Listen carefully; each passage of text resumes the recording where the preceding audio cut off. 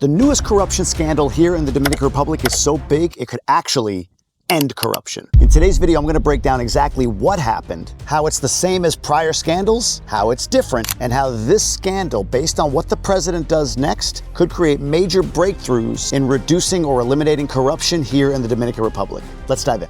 SENASA is the Dominican government's national health insurance program, ensuring more than 7 million Dominicans here in country. Think of it like a safety net, like Medicare, like Medicaid in the United States. It's publicly funded and especially important for those that can't afford private insurance of their own and therefore default to this program. SENASA stands for Seguro Nacional de Salud, or something like that. I'm working on the Spanish people. And the newest scandal happening here in DR is related to this program. Let's timeline this a little bit. We'll throw it up on screen so you can see it. In November of 2024, the president quietly ordered an internal review of SENASA contracts. And then we didn't hear anything until August 2025, when journalists exposed irregularities, services billed but never provided, and sketchy contracts. On September 9th of 2025, President Abinader confirmed the investigation. And around September 13th, the president delivers the irregularities file to the Attorney General, and at least one contract is voided. Now look, in terms of size and scope, it's really not known, but here's what I will say. In the grand scheme, it's much smaller a dollar amount, even per capita, than what you would see in terms of Medicaid waste or fraud, specifically fraud. But here's what I love. The Medicare fraud schemes are like a page 10 event. Something like this, SENASA, a corruption scheme here in country, even if it's smaller in scope, even if it's smaller in economic impact per capita, it makes front page news. There's a real desire for corruption to be improved dramatically here in this country. And I love that about here. It's a connection people share. The population has values, they don't trust government. Unlike the US, where we don't trust each other if we're left or right. But either way,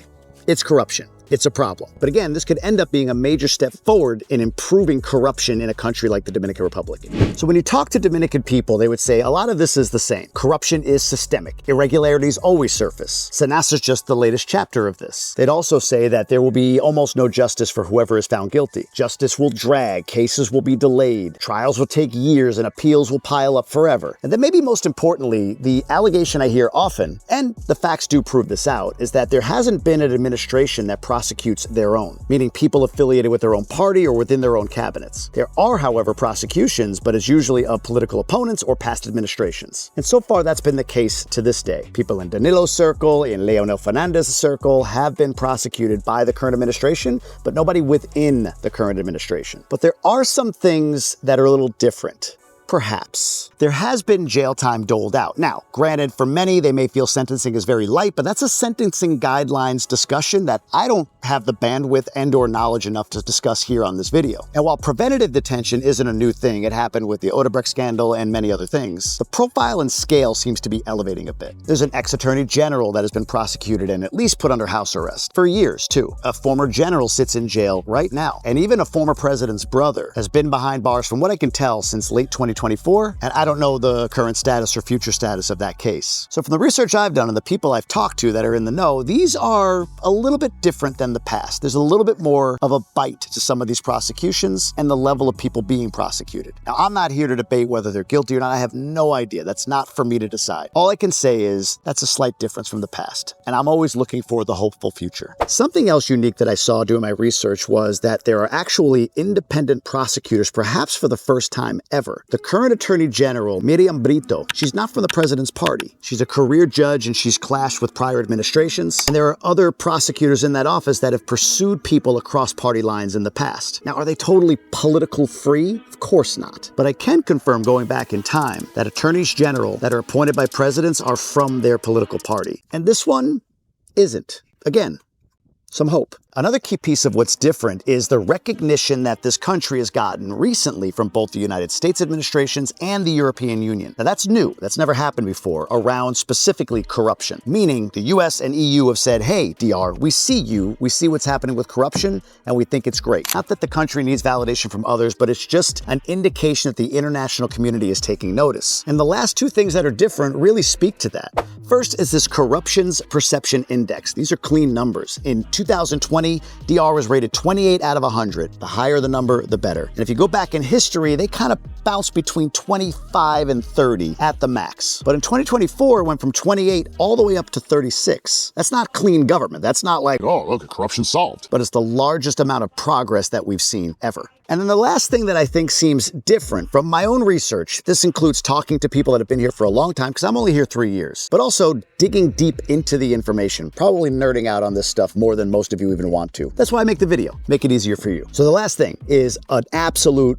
bar dropped by Abinader. I love this line. In announcing and confirming this scandal, he said this, I'll throw it up on screen, and it says in here in Spanish, but what he said is, I may have friends, but never accomplices. Now that statement alone, if followed through on, is where major progress can be made on corruption. Let me explain. Let's start first with if nothing changes, if it's handled just like it has been in the past, or at least how it's been explained to me as it's happened in the past. First, cynicism and distrust grows within the populace. And this is not a good time to have that happen, considering major tax reform needs to be passed. The president is committed to getting the people's buy-in on what that reform looks like. But in either case, he's going to be looking for a broader tax base, which means more tax revenue. And if this is treated the same as it always has been, it's further evidence for people that nothing has changed, and the ability to pass an effective reform with public support of any kind diminishes completely. Second is that CPI stat I mentioned, 36 out of a scale of 100, that stalls, maybe retracts a bit. Like, this is a key moment. This is one of those moments I've said before, DR is in a window, and if they don't take advantage of the window that they're in, the country gets set back. This is going to be a very hard decision for a president to actually do things within his own cabinet for people that he's trusted in positions that then defied him. But it's a necessary evil for the overall progress of the country. But let's say things happen a little differently this time. Let's say they were real prosecutions. Let's say they are canceled contracts. Let's say there's even jail time for those that truly are guilty of whatever they're being accused of. It will be a signal to locals that this is different.